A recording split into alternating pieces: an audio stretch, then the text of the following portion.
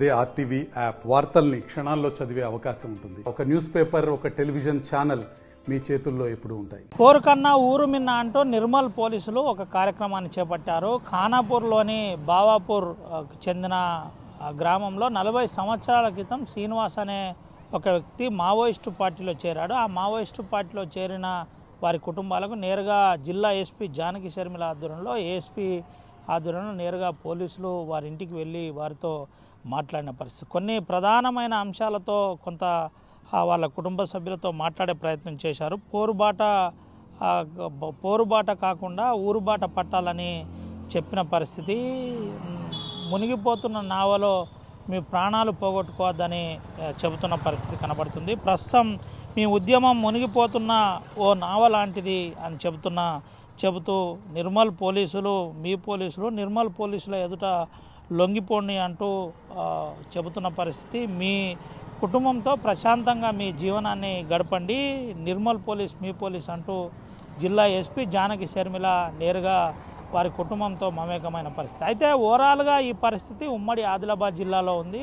ఉమ్మడి ఆదిలాబాద్ జిల్లా పోరాటాలకు మారిపోయారని చెప్పుకుంటవచ్చు. ఇటు బెల్లంపల్లి డివిజన్లో కూడా కమిషనర్ శ్రీనివాసులు ఆధ్వర్యంలో ఇదే కార్యక్రమాన్ని ఇటీవల చేసిన పరిస్థితి. అటు చెన్నూరులో కూడా కొంత లచ్చన్న కుటుంబానికి, కేంద్ర కమిటీ మెంబర్ లచ్చన్న కుటుంబానికి కోటపల్లి మండలంలో కూడా పోలీసులు అటు డీసీపీ భాస్కర్ ఆధ్వర్యంలో నేరుగా వారి కుటుంబానికి వెళ్ళి వారితో మమేకమై వారితో విషయాలు వారి కుటుంబ సభ్యులకు తెలుసుకోవడం జరిగింది. అయితే ఎవరైతే మావోయిస్టు పార్టీలో ప్రస్తుతానికి పనిచేస్తున్నారో వారిపై పోలీసులు కాన్సన్ట్రేషన్ చేశారు. ఈ సమయంలో ఎక్కువగా సరిహద్దు ప్రాంతం అంటే దండకారణ్యం లాంటి ప్రాంతాల్లో వరుస ఎన్కౌంటర్లు జరుగుతున్నాయి కాబట్టి వారి కుటుంబాలతో పోలీసులు టచ్లో ఉంటున్నారు, వారితో మాట్లాడే ప్రయత్నం చేస్తున్నారు. ఎటువంటి అవకాశం వచ్చినా యూటిలైజ్ చేసుకోవాలని చూస్తున్న పరిస్థితి అయితే కనబడుతుంది. అయితే దీనికి నిర్మల్ జిల్లా పోలీసులు వినూతన ప్రయత్నం చేసిన పరిస్థితి. వాల్ పోస్టర్ల ద్వారా